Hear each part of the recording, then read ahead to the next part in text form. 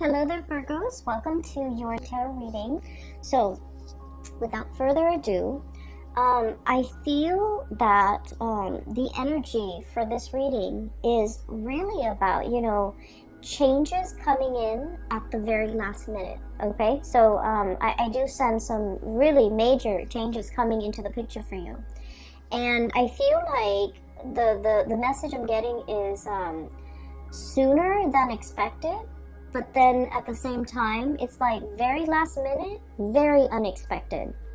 So that's what I'm getting, and it's kind of a contradiction. So let me just explain. I'm feeling almost like there's something that you have been thinking about, trying to manifest for a very long time. And I feel like for many of you, it might be 2 years, the past 2 years, you're just like, I'm waiting around for it. And you're not one to, sit around idle and wait for the tides of change to come swooping in. You guys are very, productive. And you guys are quite like busybody. You like to stay productive. You like to be efficient with your time. So it's not like you're sitting there mulling around waiting for things to come in. So on the one hand, it's always, on the forefront of your mind that you want to implement something. You want to change something. You want to do a drastic move or something very, very, I want to say like, it's like a change that is quite drastic for a Virgo. It's quite a drastic change, okay? Because you guys are still a creature of habits. But I feel like you've been mulling over a situation for a very long time. And so it's always on the back of your mind. It's also, on some days, it's on the forefront of your mind. And so I feel like you've been waiting for the opportunity or the chance encounter or something to manifest itself. And so I feel like even though you've been waiting for it for a long time, the way that it comes in, it's like when you've given up hope or when you just like kind of clear it or maybe even move it from the forefront of your mind into the back of your mind and focus on other things and, finding enjoyment and still moving on with your life. That's when this major drastic change is going to come in. And so it's coming in at a very, I want to say opportune moment, but also very unexpectedly. Okay, so that's what I'm seeing. I saw 2 images for you, and I feel like the first image is definitely in relations to your love life. The second image is other things that are, that it might have to do with this change. So let me just relay the first information first, and then we'll talk about the 4 cards, because it seems like the reading is split this way. So first of all, I see this man. He's wearing a coat. It's like autumn. He's at a park. It looks like Central Park. It looks outdoorsy. Lots of people around, but not so much that it's crowded. There are a few pigeons on the ground. And he's wearing like a brown coat. He looks very handsome. Like he's, probably 35, 40 at the latest. And he has like a little Ziploc bag of like breadcrumbs. And so he's kind of casting it onto the ground, and the pigeons are like pecking at it. And so he's doing this. He's in a very calm state, but he's thinking about somebody. Okay. It looks to me like, he's on his lunch break, taking a walk, feeding the pigeons, or maybe he finished a sandwich and there are breadcrumbs in that bag, so he's feeding the pigeons. But either way, he looks like he's in an office type of a work environment, because he's dressed like, loafers and slacks and a shirt without a tie and a brown coat, like a brown trench coat. And so he's thinking about somebody else. He's thinking about somebody. And so the scene kind of splits in half, and there's another image. While he's feeding, there's another image of a woman. She's really pretty. She has blonde hair, and she has a mole, a very distinct mole on the bottom, I want to say right. Yeah, it would be the bottom right side of her chin. Like it's a small speckled mole, but it's very distinct for some reason.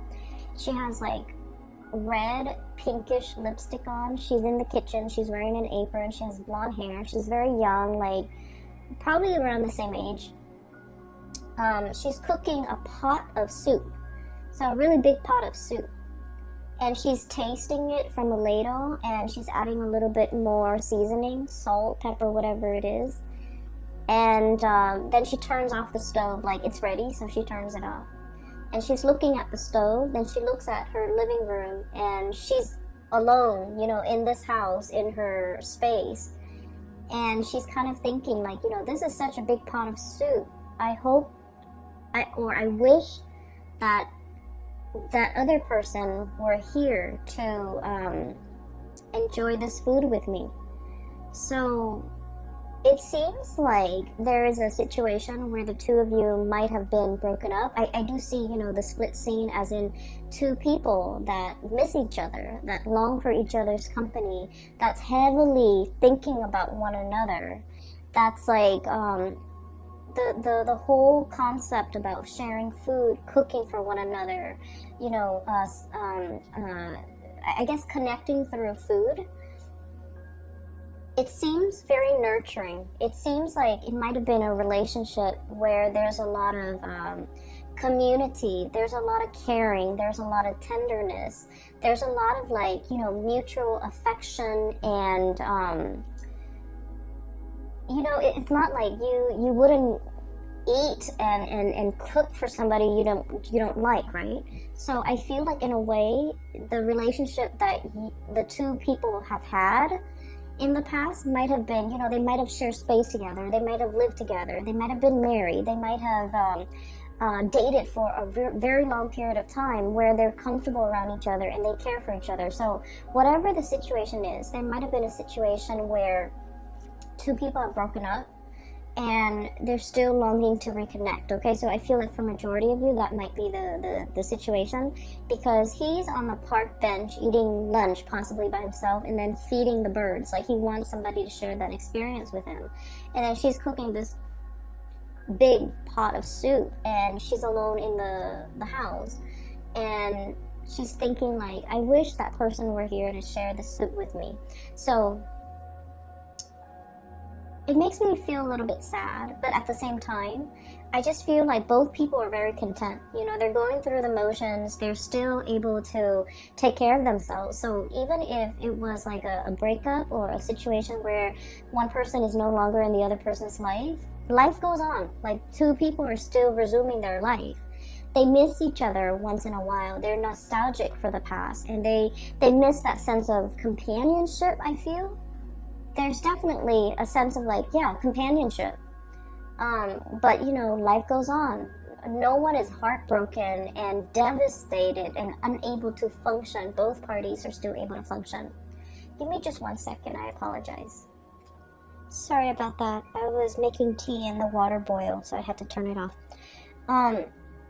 Going back to that image that I saw, I feel for many of you, the fact that these two people are, you know, in different places, like there might be like geographical distance, and the fact that they're heavily thinking about each other denotes to me like a really strong soul connection, okay?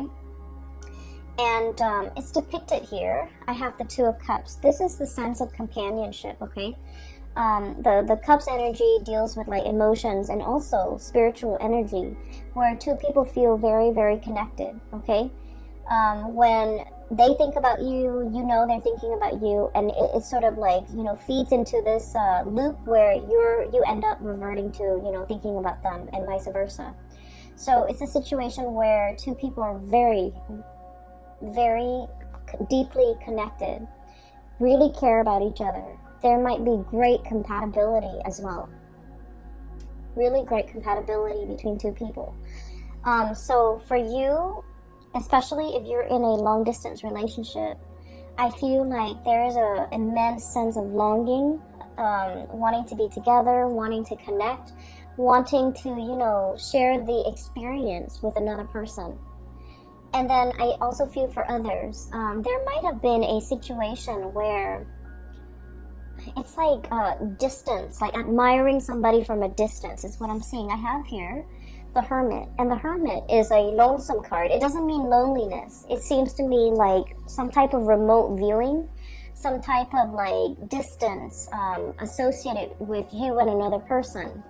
And this combination, the Hermit and the Nine of Pentacles, admiring somebody from afar, admiring somebody's beauty, admiring the way that they look, and yet being so shy or so hesitant about letting them know how you feel about them.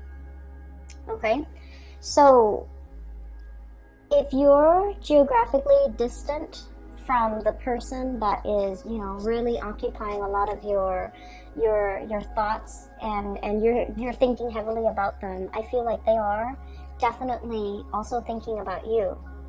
And then I also feel, you know, with Virgos are deeply shy by nature. And so I do sense that some of you might have somebody that you're really admiring from afar. You know, you're like wanting to touch them, wanting to talk to them, wanting to communicate, wanting to really tell them how you feel. But in a way, your feelings for this person scares you. You like to be in control of your emotions. You're also very rational. And I've mentioned this before, but Virgoing people don't fall in love. Like, love at first sight is not a thing for you guys. You can date somebody for a very long time, but if you haven't, you know, made up in your mind that you're in love with this person, you might never fall in love with the person. So I feel like, you know, you're very sensible and just like even keel and level-headed when it comes to relationships, when it comes to love, when it comes to emotional expression. And so I feel like you're feeling this wave of emotions overcoming you, and you kind of, you know, shrug it off or cast it aside. You're like, that's not rational. I barely know this person. It's not rational, you know, to like be head over heels and fall in love with someone when I barely know them. So I feel like you have someone that you're really admiring. You really like this person. They're very independent. I'm getting a feeling of like somebody who might be, let me see, like somebody who's quite exotic, who you know, there's something unique about them. So the woman with the mole on her face, it's coming out, it's near her chin. So like, I feel like you're dealing with someone who's not stereotypically, like, it's not somebody that everyone would consider like classically beautiful or classically handsome, but for whatever reason, there's something about them. They have charisma, they have stage presence, they have magnetism. There's something that makes them very unique, and other people cannot help but stare at them twice. You know how there are some people, they're not classically handsome or beautiful by any stretch of the imagination, but there's something about them that's very alluring, and I feel like it has a lot to do with their confidence, the way they carry themselves, the way they carry themselves. Okay, this is a Nine of Pentacles, very independent, self-sufficient, bold. It's somebody who is like, on the one hand, they can be very earthy, very easygoing, not high maintenance. You won't catch them, you know, dressed to the T and like with full makeup on, or, you know, cologne and hairspray and grease in their hair or whatever. Like, they're not made up. They're just understatedly, like, just confident and put together without trying so hard. It's somebody that does everything with such grace and such ease, and I feel like because of that, a lot of people are very drawn to them.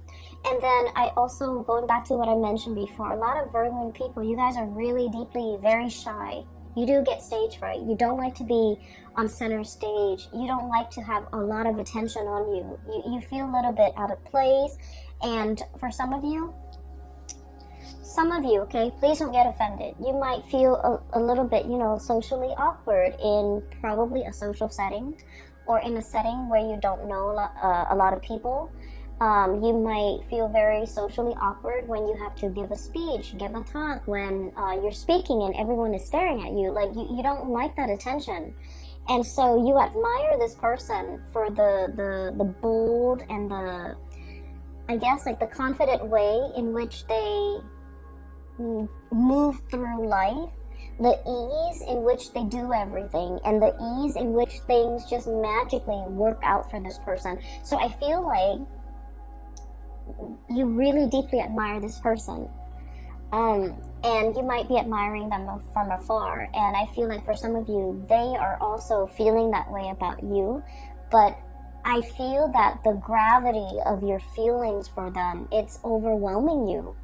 You know, like you're kind of dumbfounded about, like, I don't believe in love at first sight.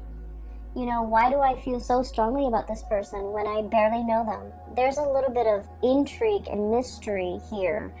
And it's like you might not know a lot about them. They might not know a lot about you. You might see each other casually in passing, and you might feel like, wow, that would be a really good person for me to date or for me to have as a girlfriend or a boyfriend.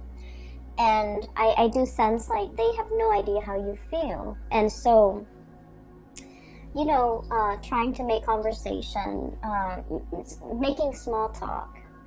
Virgos don't really like that, but like making small talk and trying to get into their inner circle and trying to, I'm hearing infiltrate, you know, trying to like get one leg in the door, okay?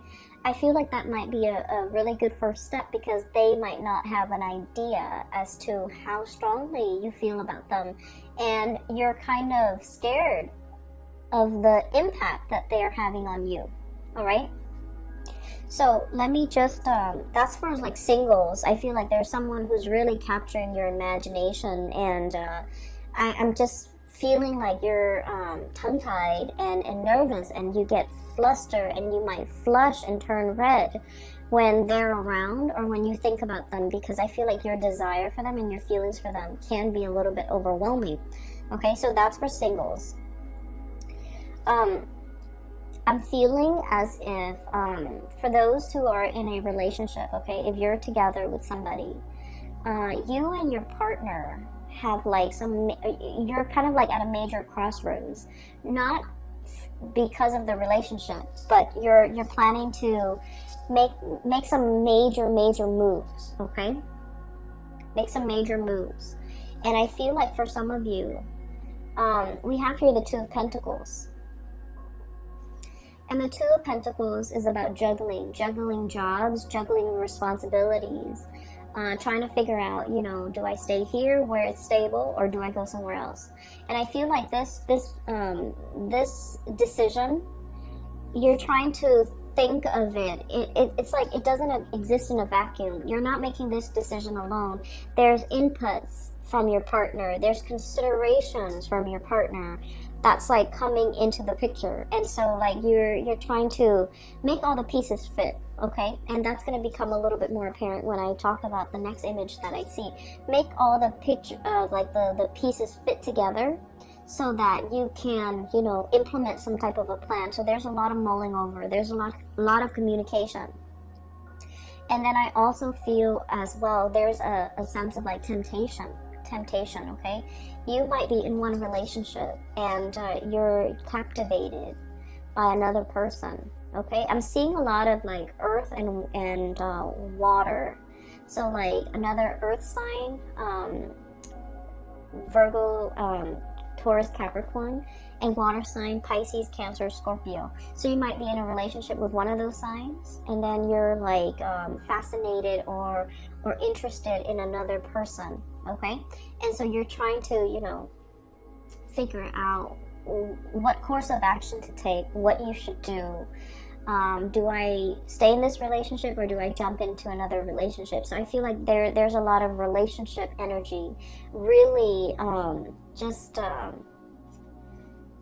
occupying a lot of your mind space, okay? And you know, you're very good at compartmentalizing. You know, when you're at work, you put on your work hat, and then everything else that's not work related kind of falls away. And then when the work day's over, you take off that hat and then you go home, and that's when you think about all the other areas of your life. So you're very able to compartmentalize. But I do feel there's relationships, thoughts of relationship, decisions about relationships and things like that might be occupying the majority of your time for this month. So that's what I'm seeing here. The second image that I saw is I see this jigsaw puzzle. It's a scene of like a tsunami, like an ocean, you know, waves coming in. Not like a giant tidal wave, but it looks almost like those Japanese, you know, pictures of like tsunamis, like ocean waves, okay?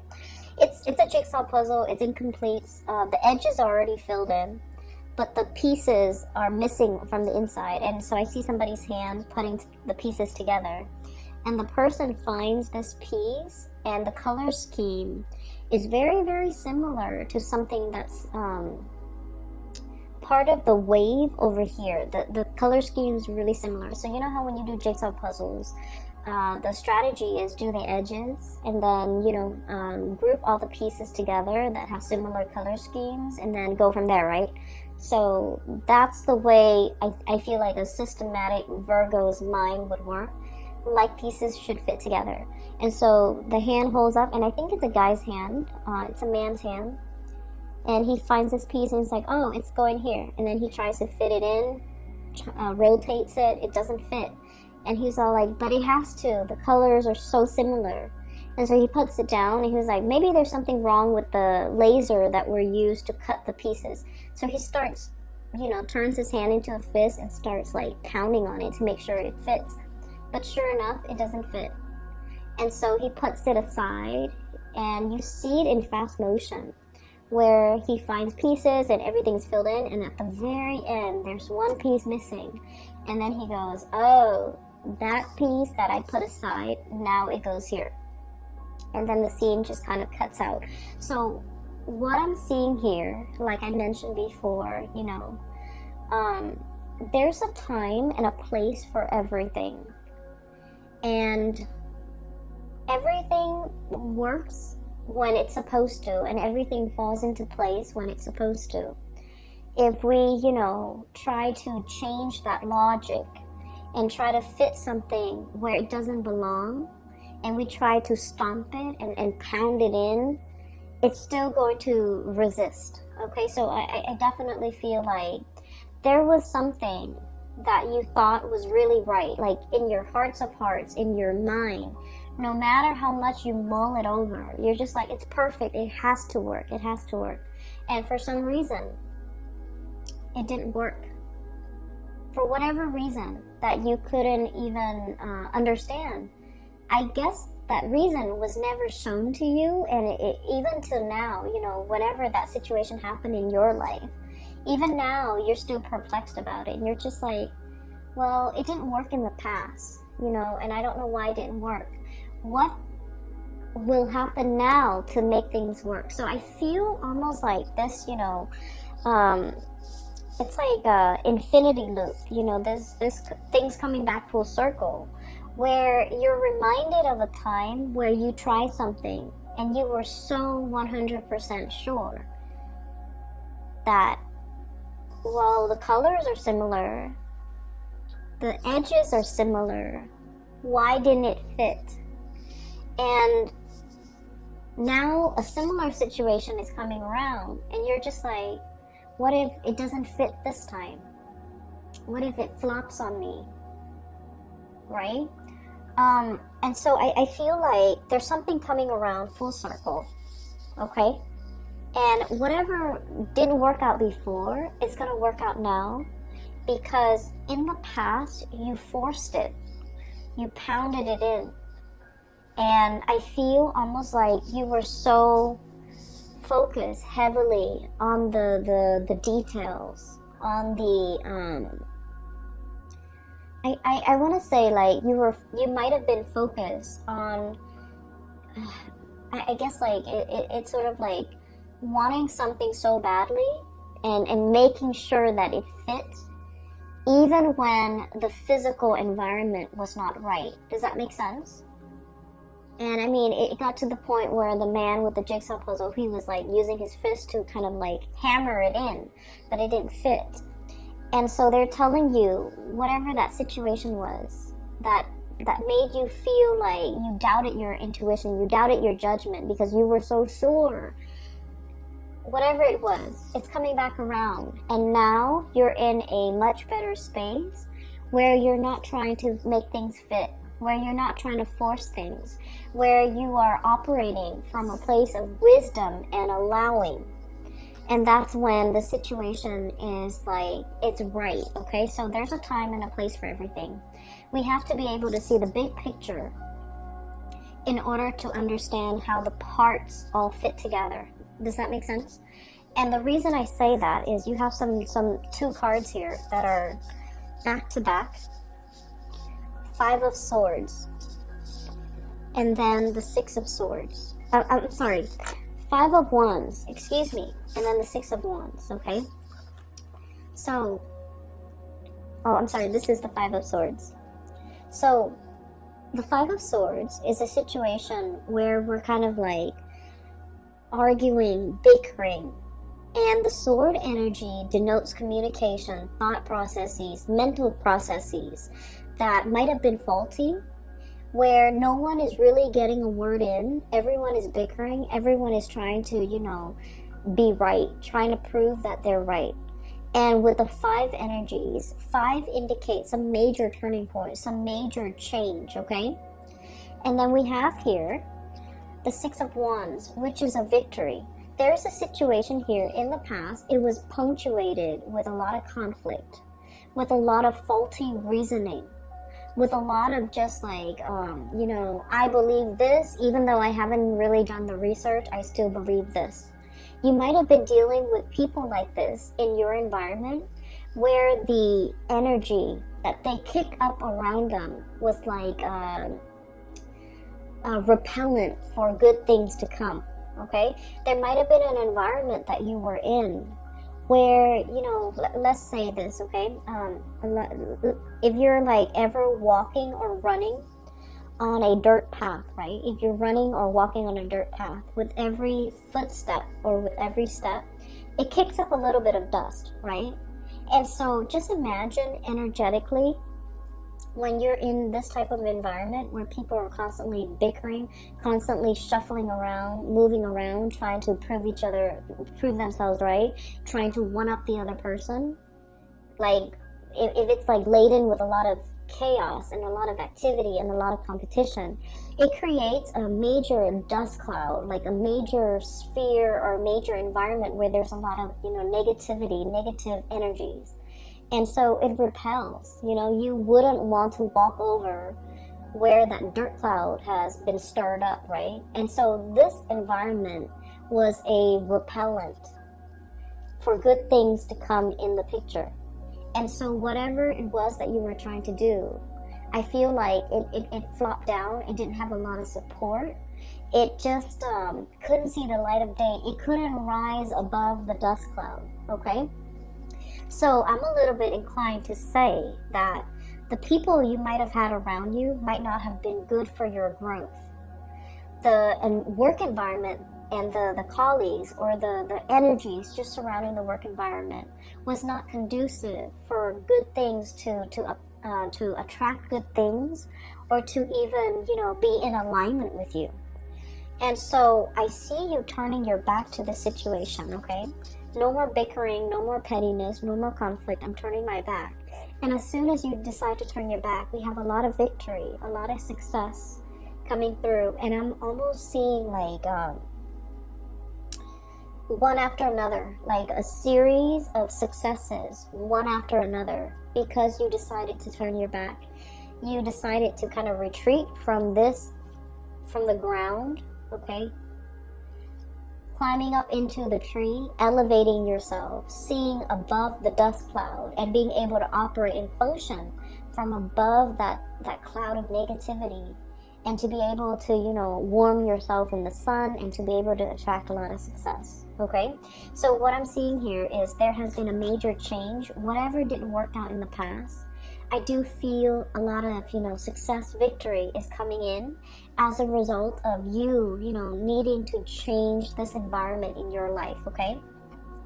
There's some major news associated with it as well. We have here the Page of Swords, and the page energies are snippets and messages coming through, and I do feel like a resolution, okay? Like wanting to make a decision, but not having all the information.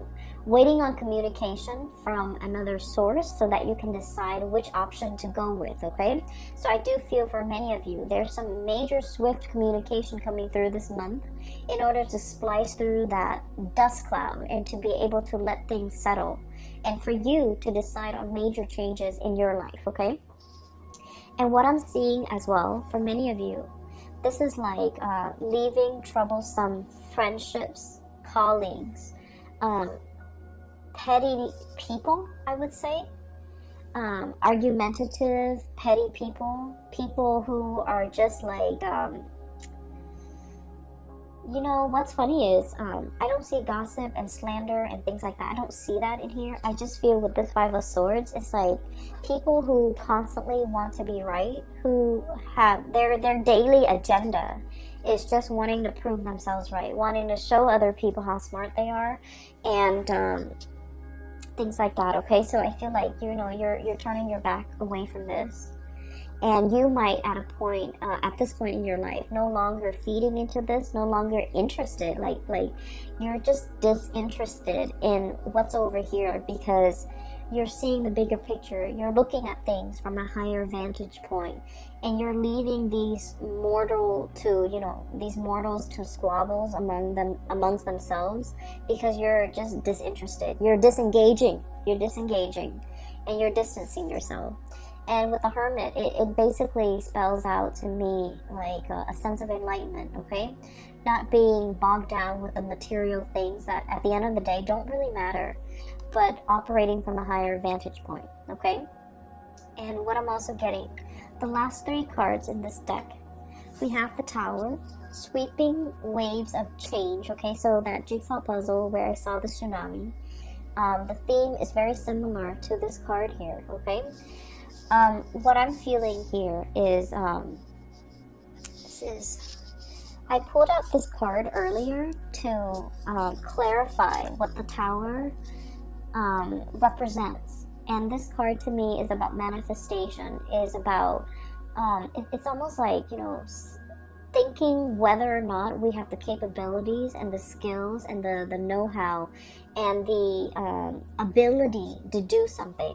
I feel like whatever that situation was in the past that you failed at, or you felt like, I was so sure, why didn't it work out? It made you doubt yourself. I feel like it humbled you, but in a way, you know, it made you feel like you doubted yourself. It made you feel like you couldn't manifest. It made you doubt your capabilities. And so what's coming through in the process here is you have a lot of skills and a lot of talents.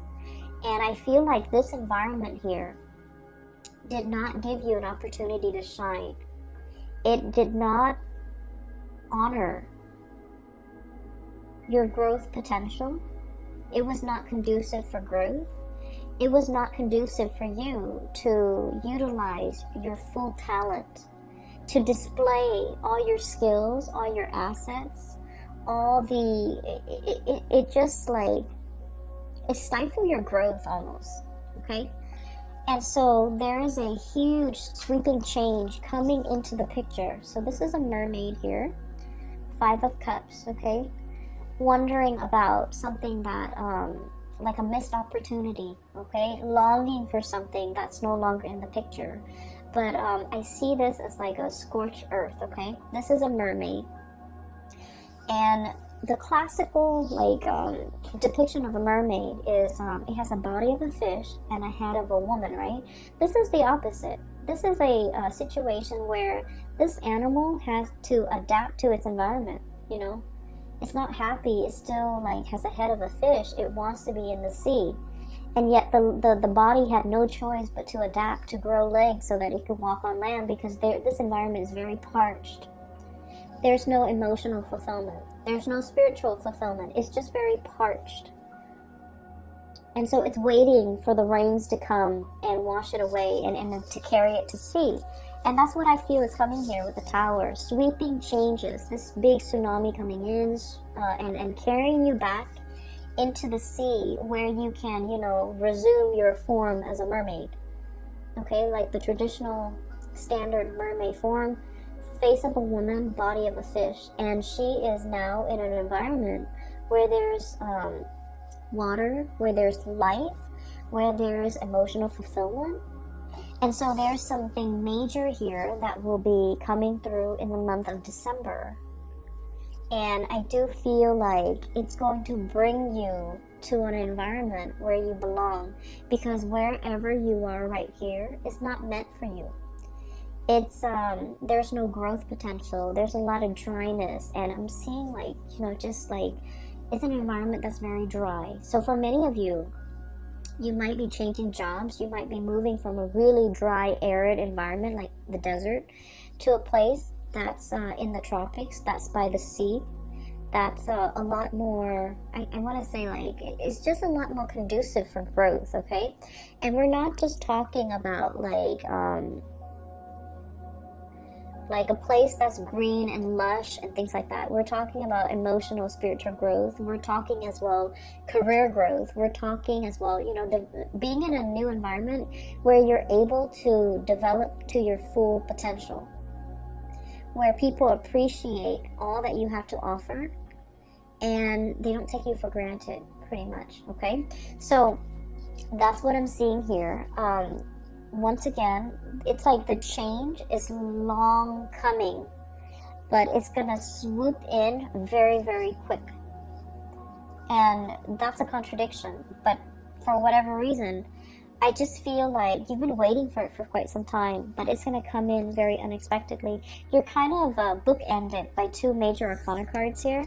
We have the Hermit, taking time to yourself, being deep in contemplation and really figuring out, what's the next step in your life. And then once you have that figured out, once you've reached that space of wisdom, that's when the Tower will bring about these changes that you've been wanting for a very long time, all right? So I'm going to leave it at that. I do wish you all the best for the month of December. Once again, I apologize for the delay with this reading. I hope it finds you well still, and I hope it is relevant and applicable and might be helpful for you this month, okay? I will be back next month. I will talk to you later, Virgos. Take care of yourself.